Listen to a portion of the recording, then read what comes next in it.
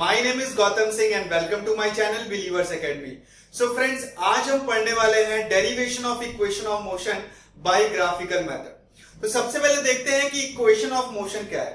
तो equation involving physical quantities of motion like velocity, displacement, time and acceleration is called equation of motion. तो वो equation जो कि relate करते हैं different physical quantities of motion, उसी को अपन क्या बोलते हैं, इक्वेशन ऑफ मोशन।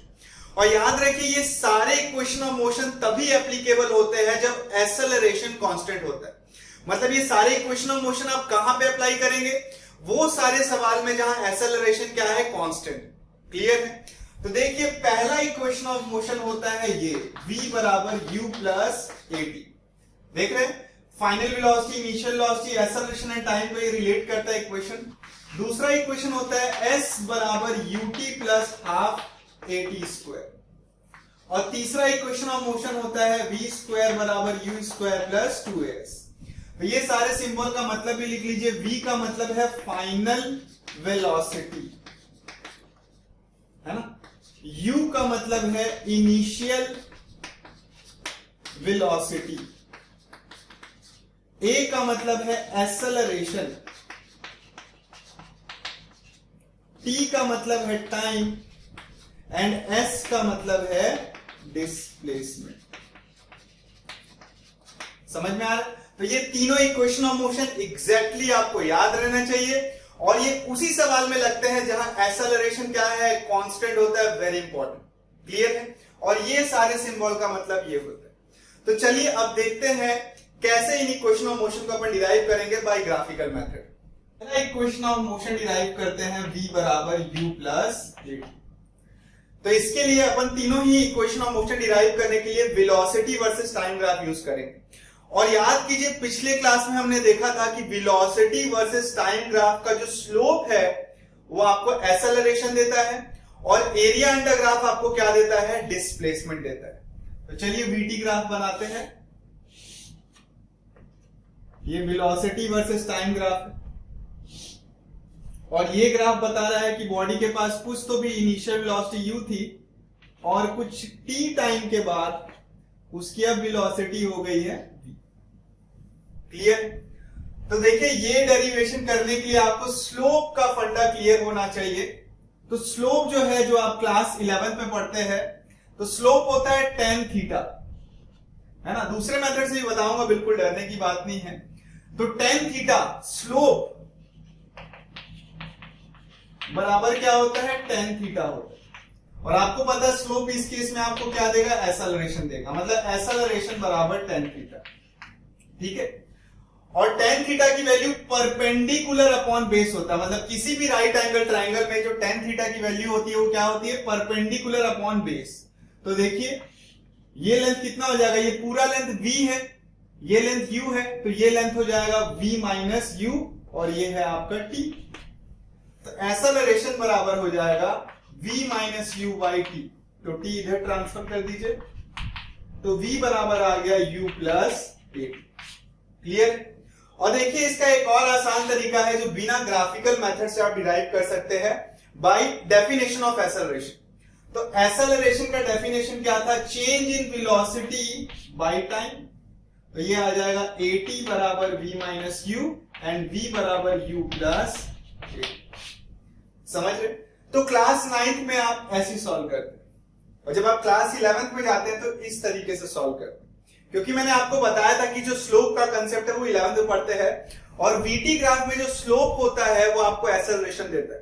समझ में आ रहा है? और स्लोप का मतलब tan थीटा, और tan theta right angle triangle में होता है परपेंडिकुलर अपॉन बेस। तो ये जो है ये एक्चुअल डेरिवेशन है, लेकिन क्योंकि 9th क्लास में आप स्लोप का फंडा नहीं पूरा तरीके से समझते हैं, इसीलिए अपन एक्सेलरेशन के डेफिनेशन से भी पहला इक्वेशन प्रूफ कर सकते हैं। क्लियर? तो चलिए अब second equation of motion upon derive करते हैं। तो सेकंड इक्वेशन ऑफ मोशन है s बराबर ut plus half at square. मतलब डिस्प्लेसमेंट बराबर initial velocity into time plus half acceleration time का स्क्वायर। ओके, तो देखिए, फर्स्ट इक्वेशन ऑफ मोशन हमने डिराइव कर लिया है, तो इसका जो है हम हेल्प ले सकते हैं इसको डिराइव करने के लिए। ओके, तो याद कीजिए डिस्प्लेसमेंट कैसे निकाल सकते हैं। तो डिस्प्लेसमेंट जो होता है वो एरिया अंडर वीटी ग्राफ होता है। ये देखिए, और ये ग्राफ आपको समझ में आ रहा है ना, ये कांस्टेंट एक्सेलरेशन ग्राफ है। इनिशियल वेलोसिटी कार की ये थी, टी टाइम बाद इसकी वेलोसिटी क्या हो गई है, v हो गई है ना। अभी वेलोसिटी u बढ़ते बढ़ते बढ़ते v हो चुकी है, टाइम लग रहा है। तो अपने को डिस्प्लेसमेंट वाला इक्वेशन प्रूफ करना है, तो डिस्प्लेसमेंट कैसे निकलेगा, एरिया अंडर ग्राफ। एक मैं इस एक्सिस के पैरेलल एक लाइन खींचता हूं, देखिए, और इसका नाम दे देता हूं OABCD। तो देखिए इस एरिया को निकालने के लिए मैं क्या कर सकता हूं, इस ट्राइंगल का एरिया निकाल लूंगा और इस रेक्टेंगल का एरिया निकाल लूंगा।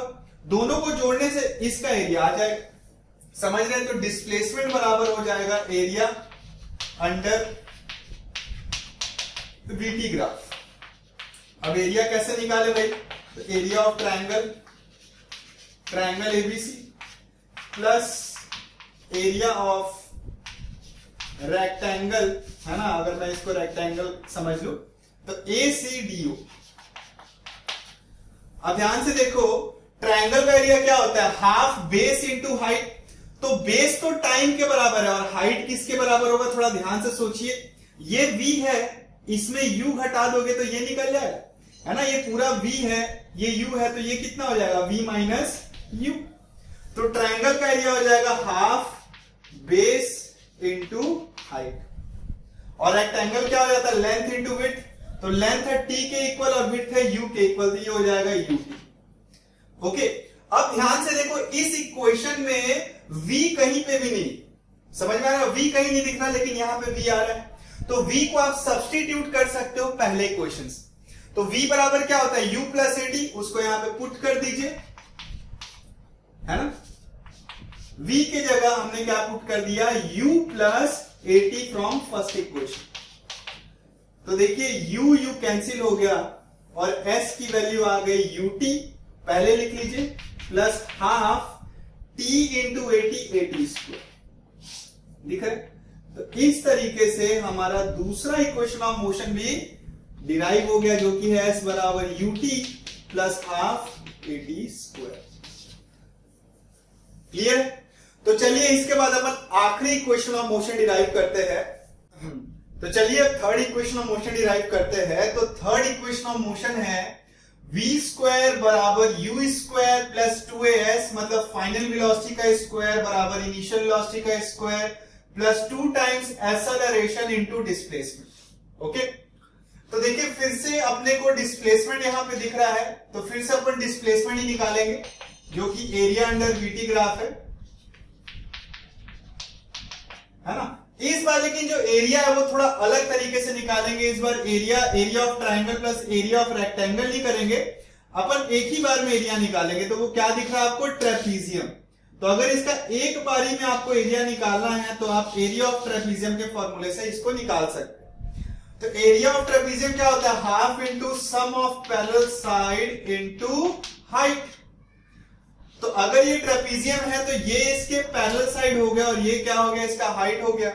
तो ये हो जाएगा सम ऑफ पैरेलल साइड, क्या हो जाएगा, ये u है और ये क्या है, v है।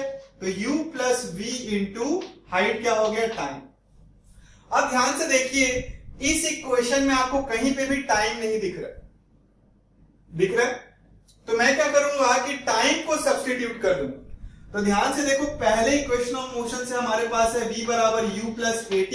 तो यहां से टाइम मैं निकाल लेता हूं। देखिए, तो टाइम के जगह मैं क्या लिख सकता हूं, v by u minus a, है ना, sorry v by u by a। तो पहले इक्वेशन ऑफ मोशन से टाइम की वैल्यू हमने ये निकाल ली है और इसको यहां पे सब्स्टिट्यूट कर देंगे। तो s आ जाएगा, देखिए v plus u by 2 into v minus u by a। समझ रहे? चलिए इसको हटा देते हैं थोड़ा।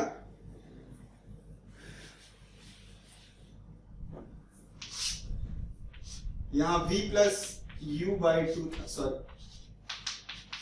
ठीक है। तो टाइम को जो है पहले इक्वेशन से हमने सब्स्टिट्यूट किया और ये आ गया।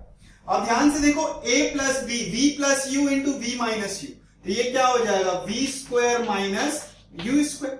यहां हमने आइडेंटिटी लगा दी a plus b into a minus b, और वो क्या होता है, a square minus b square by 2a। 2a को इधर शिफ्ट कर दिए तो 2as बराबर आ गया v square minus u square. तो v स्क्वायर बराबर आ गया u स्क्वायर प्लस 2as। तो देखिए बहुत ही इजी है, एक्सेलरेशन के डेफिनेशन से पहला इक्वेशन निकल जाएगा। दूसरा इक्वेशन कैसे निकलता है भाई, एरिया निकाल दो, कैसे, area of triangle plus area of rectangle से, और v को सब्स्टिट्यूट करने से ये आ गया था। तीसरा इक्वेशन कैसे निकलेगा भाई, तो डिस्प्लेसमेंट निकालो इस बार, लेकिन एरिया ऑफ ट्रेपीजियम से, है ना। तो डिस्प्लेसमेंट बराबर एरिया अंडर वीटी ग्राफ, और वो क्या हो जाएगा, एरिया ऑफ ट्रेपीजियम। यहां पे टाइम नहीं चाहिए था, इसलिए पहले इक्वेशन से टाइम हमने सब्स्टिट्यूट किया और खुद ब खुद ये जो है इक्वेशन आ गया। समझ में आ रहा है। तो ये तीन इक्वेशन के अलावा भी कुछ और इक्वेशन ऑफ मोशन है जिसका आपको यूज में आ सकता है। तो चलिए देखते हैं।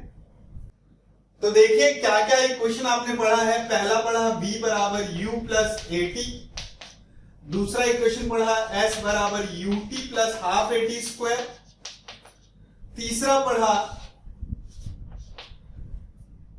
v स्क्वायर बराबर u स्क्वायर प्लस 2as। ये तो एकदम आपको याद रखना है। इसके अलावा भी कुछ और इक्वेशन होते हैं, जैसे कि डिस्प्लेसमेंट बराबर v plus u by 2 into T. पांचवा s, अगर u की जगह इसको इक्वेशन को सब्स्टिट्यूट कर दो, s बराबर आ जाएगा vt minus half at square. और लास्ट फॉर्मूला है डिस्प्लेसमेंट इन nth सेकेंड का, वो होता है u plus a by 2 into 2n minus 1। तो देखो ये तो इजी है, ये वाला ध्यान से देखो। डिस्प्लेसमेंट इन nth सेकेंड, तो क्वेश्चन आया मान लो कि डिस्प्लेसमेंट इन 5th सेकेंड निकालो, तो एक स्लाइट अंतर है, displacement in 5 second and displacement in 5th second. तो डिस्प्लेसमेंट इन 5 सेकेंड का मतलब है कि 1 2 3 4 जो 5 सेकेंड है टोटल, उसके दौरान कितना डिस्प्लेसमेंट हुआ। और अगर क्वेश्चन आए डिस्प्लेसमेंट इन 5th सेकेंड, तो 5th सेकेंड का मतलब वो जो 5 सेकेंड है, पांचवा सेकेंड मतलब वो जो पांचवा 1 सेकेंड है, उसमें कितना डिस्प्लेसमेंट हुआ। तो उसके लिए आप ये इक्वेशन यूज कर सकते हैं। डिस्प्लेसमेंट इन nth सेकेंड होता है u plus a by 2 into 2n minus 1। तो जैसे 5th सेकेंड बोला है तो n की वैल्यू आप क्या ले लेंगे, 5 ले लेंगे। और अगर 10th सेकेंड बोलता है तो n की जगह आप क्या लिख देते, 10 लिख देते। क्लियर है। तो याद रखिए कि क्लास 9th में आपको ये इक्वेशन बिल्कुल याद होने ही चाहिए। और ये इक्वेशन कब लगता है, जब एक्सेलरेशन कांस्टेंट होता है। क्लियर है। बाकी ये कुछ और इक्वेशन है जो आप याद रख भी सकते हैं, नहीं भी रख सकते हैं, लेकिन कॉम्पिटिटिव एग्जाम के लिए ये जो क्वेश्चन है, सॉरी ये इक्वेशन जो है वो बहुत इंपॉर्टेंट। तो चलिए अपन नेक्स्ट वीडियो में देखेंगे कि इक्वेशन ऑफ मोशन यूज करके अपन न्यूमेरिकल कैसे बनाते हैं।